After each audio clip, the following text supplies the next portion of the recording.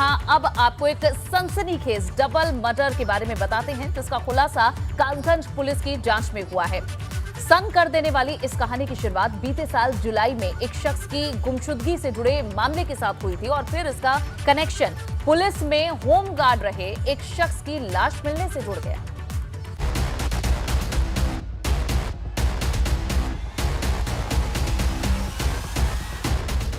UP police के शिकंजे में आई शख्स की सूरत पर मत जाइएगा, क्योंकि इसके हाथ हत्या के ऐसे चौंकाने वाले मामलों से जुड़े हैं जिनकी गुत्थी सुलझाने में खाकी वर्दी वालों के पसीने छूट गए।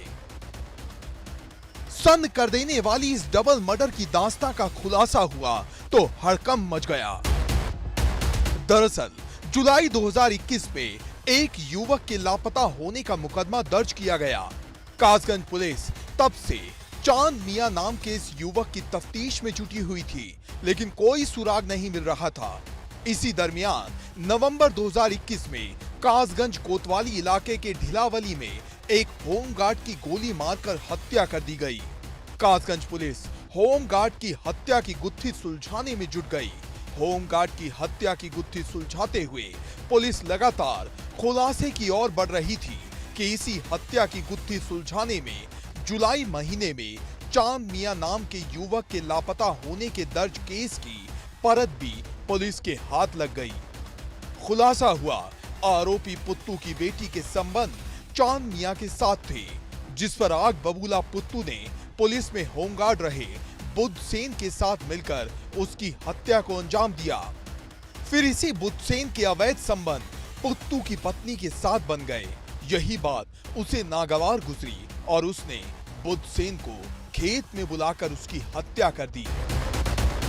इसकी शुरुआत होती है, एक मिसिंग कंप्लेंट फाइल हुई थी जुलाई महीने में। चांद मियां नाम के एक 18-19 वर्ष के लड़के की मिसिंग कंप्लेंट थी।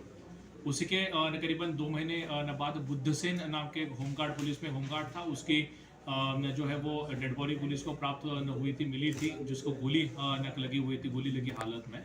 ये पुत्तू लाल की वाइफ के साथ भी एस्टेब्लिश हुआ था, संबंध कुछ उनके बने थे। इसको लेके पुत्तू लाल को संदेह हुआ था।